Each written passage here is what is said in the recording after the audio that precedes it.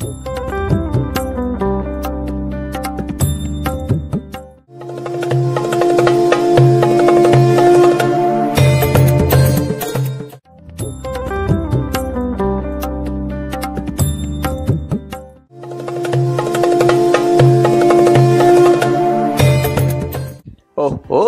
Hello বন্ধুরা, নতুন একটা দিন, নতুন একটা গল্প, নতুন একটা ডেস্টিনেশন। অনেক দিন পর ভোরবেলা ঘুম থেকে উঠে, মানে সূর্য ওঠার আগেই আমি উঠে পড়েছি, মানে ব্যাপারটা বুঝুন। তারপর বেরিয়ে মেট্রো ধরে চলে এলাম দক্ষিণেশ্বর। আরে দাঁড়ান, অনেক দূর চলে এসেছি, একটু পিছিয়ে এলাম, ঠিক আছে। মেট্রোর জার্নিটা বলতে হবে তো। মেট্রোর জার্নিটা অসাম ছিল, কারণ বাইরে পড়ছিল বৃষ্টি, মেঘ উঠেছে, জঙ্গলের মতো চারিদিকে গাছ, দেখতে যা লাগছে না। আমি বলছি দমদম থেকে দক্ষিণেশ্বরের ওই জার্নিটার কথা, বাকিটা তো মাটির নিচেই ছিলাম। দক্ষিণেশ্বরে পৌঁছে তো গেলাম, কিন্তু বাইরে কিন্তু বৃষ্টি পড়ছে, ভেবে দেখুন। আর তার ওপরে এরকম একটা স্কাই ওয়াক, হাঁটতে হাঁটতে বাইরে ফোঁটা ফোঁটা বৃষ্টি, আর এরকম একটা দৃশ্য। উফ, সত্যি কথা বলতে আমি এসেছিও একটা ঠিকঠাক দিনে, মানে ওই আর কি, একে বলে ভাগ্য। মা ডাকবে আর ছেলে আসবে না, তা কি হয়? তাই চলে এলাম পুজো দিতে।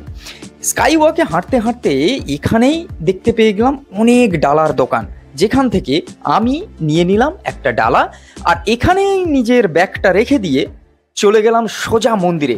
আর হ্যাঁ, বলে রাখি, আমি মোবাইল টোবাইল সব কিছু রেখেই গেছিলাম, তাই যাওয়ার সময়ের ভিডিওটা করতে পারিনি। এই দেখুন, এখানে এসেই দেখি বৃষ্টি, মানে ভেবে দেখুন। যাই হোক, বৃষ্টির সময় মজাই আলাদা। দক্ষিণেশ্বরের এই আবহাওয়াটা না, জাস্ট বলে বোঝানো যাবে না। ওখানে যদি থাকতেন তাহলে বুঝতেন যে পরিবেশের মজার কি জিনিস। হ্যাঁ, সবাই এতক্ষণে জেনে গেছে, কারণ বেশিরভাগ কন্টেন্ট ক্রিয়েটাররা এখন বৃষ্টিতে নেচে ছাদে বলুন বা রাস্তায়, তাদের কিন্তু ভিডিও বানানো হয়ে গেছে।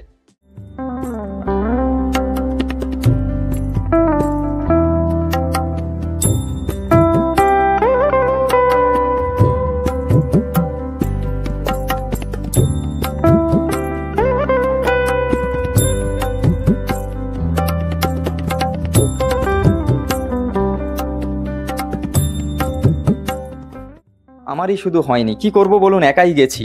ক্যামেরাম্যান থাকলে আমি না হয় একটা রিলস বানিয়ে নিতাম।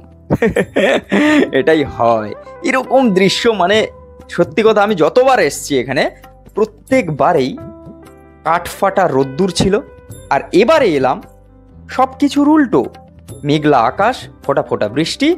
ওয়াও, মানে জাস্ট অসাম, এরকম একটা ব্যাপার। চারিদিকে ঘুরে এবার যাচ্ছি আমি গঙ্গার ঘাটে, কারণ ওখানেই সবাই পায়ে হাতে মুখে জল দিয়ে তবেই মন্দিরে ঢোকে, আর কিংবা অনেকেই স্নান করে। এখানে যেতে যেতে আমি একটা বেশ ভালো জিনিস দেখলাম, কি বলুন তো, তুলসী মঞ্চ।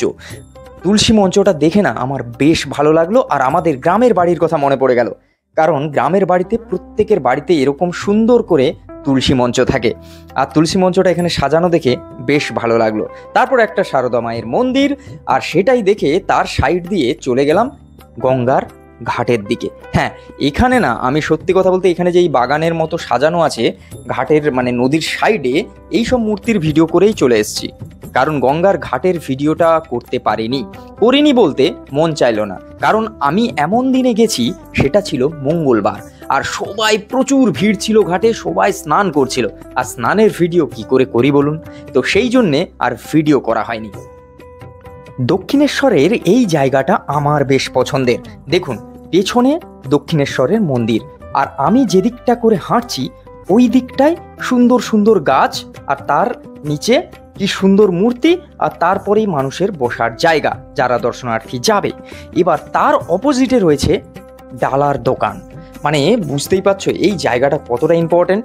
তারপর সেখান থেকে চলে এলাম আমি মন্দিরের পেছনে ঘাটে, মানে যে পুকুর ঘাট আছে সেই পুকুর ঘাটে।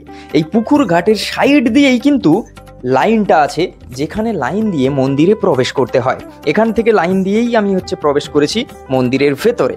আমি যখন এই ঘাটের মানে পেছন সাইডটায় এসেছিলাম, তখনই কিন্তু বৃষ্টি পড়ছিল, ফোঁটা ফোঁটা বৃষ্টি পড়ছে। আমি একটা গাছের তলায় দাঁড়িয়ে ভিডিও করছি। আজকের এই ট্রাভেলের গল্পে যদি তোমাদের সেইভাবে সাপোর্ট পাই, তাহলে চেষ্টা করব আমি প্রত্যেক সপ্তাহে একটা করে ট্রাভেল ব্লগ নিয়ে আসার।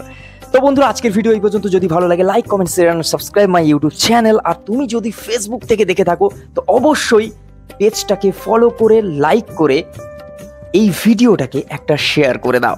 দেখা হচ্ছে খুব তাড়াতাড়ি নতুন একটা স্টোরি ব্লগ নিয়ে। তো আজকের জন্য টাটা।